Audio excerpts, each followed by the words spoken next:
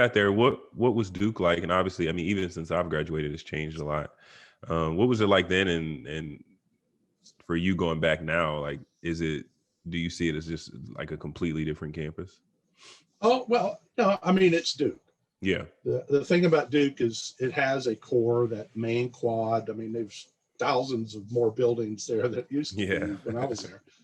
But when I got to Duke, really the environment was a different world. You know, it was right after the end of the Vietnam War and right before the Reagan era of conservatism. So it's kind of a real golden era of liberalism and free love and drugs and rock and roll and all that. Mm. But Bill Foster had come in, and the first 3 years he was there, he had recruited Jim Spanarkel, and his first year, it wasn't his first year, but Jim Spanarkel and Mike Jaminski were rookies of the year. So he was building something. But for 4 years, really, prior to me getting to Duke, me and Gene, Duke had been in last place and had lost the first game of the ACC tournament every year for 4 straight years. So even Coach Foster had 2 of those. You know, he was 2 years before, and then Gene and I came in and we kind of, captured lightning in a bottle in '78. But nobody around Durham. You know, you go around the country now and there's Duke stuff. Yeah. If you go to Hell Carolina, go to Hell stuff.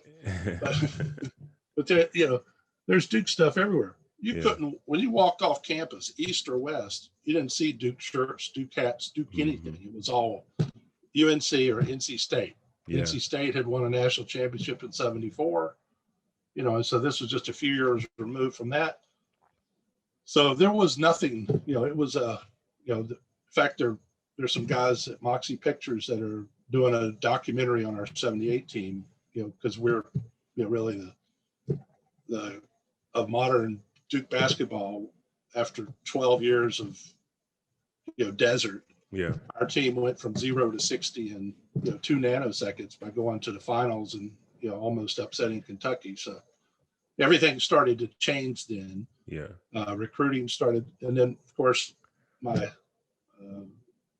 we started to build momentum. There wasn't national TV was non-existent. I remember my freshman year that we lost in the finals. We were on national TV 4 times, and that was the ACC tournament championship. First time it had ever been nationally televised, and it was on ABC Wild World of Sports. Yeah. Okay. And then it wasn't March Madness back then. NBC had it, and so it was all regional games until you get to the regional finals. Then that's a national game, and then semifinal, final game. So we were on national TV 4 times, but you had 40 million people watching because of that. There were only 3 channels. You didn't have all these choices. Right. So we got a lot of exposure. We were preseason #1 the next year, and we had a disappointing year. We got upset in the first round. The next year we were back on top. We made it all the way to the regional finals and got beat by Purdue in the regional finals. And then that's when, Bill Foster left and some guy from the Army showed up. Yeah. Some guy named Mike King. That's right. So what was Cameron like? Obviously we know what Cameron is like nowadays with the Crazies and everything. What was it like then when you first got there? It was crazy, but it was different. It was a different crazy. It was a much more lewd and crude. I mean, we had, it wasn't the camping, the tenting or anything, but there were, we had big crowds because we had Gene. Gene was Zion, of that era. He was LeBron of that era. He sold out everywhere we went. And so we had a great crowd, and the Crazies, a couple times I remember, in fact, in one of our yearbooks, they showed one of the fans with a stick, and it had a little thing, and it was a chicken, those rubber chickens, and he had a referee outfit on, and he was hanging him by the neck. He was dangling it in front. Can you imagine doing that now? No, I don't think that's gonna fly nowadays. You're out of here. Yeah. And then another year we played SoCal, which they had beaten us at Southern Cal my freshman year. Mm-hmm. And it was a home and home. So they came to Durham, and boy, everybody was upset because we got kind of gypped out of that game at the end with the, you know, officials and no calls and stuff like that, yeah. blah, blah. But the next year, our fans, we had no idea. We come out on the court, you know how you go through the pregame stuff. You come out 20 minutes ahead, mm-hmm. you're working on stuff, then you go in, and then you come back out. And so right when we're coming out for layup lines, you know, kind of after, see, we didn't used to be out there during the national anthem. That wasn't something that we did. So we come out after the national anthem, and we're starting our layup. And when Southern Cal came out right before the game, they got pelted with 1,000+ condoms. Some of them from the Trojans, you know, because they're the Trojans. Some of them were in the pack. Some of them were in the real, you know, the little pack. Some of them were blown up. Fortunately, none of them had any incendiary devices or any kind of liquids. Yeah. But they were it just got. So that's kind of how the Crazies were. They weren't called Cameron Crazies. That was something that ESPN and Dick Vitale and all those guys kind of created that for their trying to get their ratings up. Yeah, but they were clearly still crazy. Yeah, and they made up shit on the fly. Uh-huh. They didn't have like a texted or emailed list of cheers. Yeah, they do now. Right, but still, I don't begrudge them. We didn't have that, so but our guys were pretty creative, and many of them had their mini bottles in their socks. There was no security back then. Yeah, that's funny. So you mentioned Bill Foster, who you played for your first 3 years there, coach before coach. What was playing for Bill like? Bill was one of those guys who he challenged you, mm-hmm. and he respected you, and he gave us all. We were an eclectic group of guys. Yeah, came from all over the country, and he really, we didn't have curfew.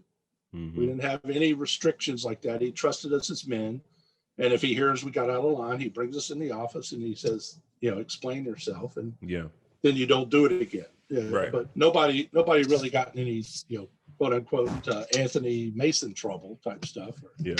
In those days. But the respect was what he gave us. And every one of us loved playing together. It was it's an overused term now. You got to love your teammates, and mm-hmm. these guys really love each other. Well, we did before that was kind of cool. I mean, and it was just a fantastic environment that was first year, freshman mm-hmm. year. Second year, he got a little paranoid because of all the success we had. Preseason number 1, cover of Sports Illustrated, all the pressure and stuff. And he changed some, which changed us some because we didn't know. They've been last place for 4 straight years. We have a great year, and all of a sudden, everybody wants a piece of us. Mm-hmm. So we had I would say I had a sophomore slump. I think Gene would say he had a sophomore slump, but the whole team slumped, and we got knocked out early of the NCAA tournament. But we came back. We learned from that. But the problem why Bill left and why you're sitting where you are is because of the clash between Tom Butters and Bill Foster. Mm-hmm. There was a real clash. And so Bill just said, fuck it, I'm leaving. So he took the job for South Carolina for money and other things. And that left, us, me and Gene and Vince Taylor kind of like, well, we got one more. Well, Vince had 2 more years, but so Coach K came in and he kind of put up with us, but we weren't his players. Yeah. But the nice thing is how he respected us. We did have a curfew, but he wasn't a hard ass about it. Yeah. And we respected him. We didn't get in any trouble. But Coach Foster was really great. But he, the pressure of that much success out of nowhere mm-hmm. is one of those cautionary tales that mm-hmm. people learn from. That they can say, look what happened to that team. They didn't handle it well. Yeah. But that's how, you're too young to remember, but maybe some of your people that are watching or listening can, One-on-One with Robbie Benson was a big basketball movie in the 70s. Mm-hmm. And it talked about, it's kind of like the Blue Chips of the 80s. Yep. With Nick Nolte. basketball movies that show how the underbelly of the game can be. The nice thing about Duke is always run a very clean program. There's the Coach Foster's was all about service. He wanted us to give back to the community. We had to be in practice a half an hour early because we had to sign taped and ready to go. And when we walked out after that first year, we had, I don't know how many basketballs and posters. Oh yeah. We had to sign them before we could go stretch. Okay. So it was like, he made us do that. Yeah. We don't naturally want to do that. No.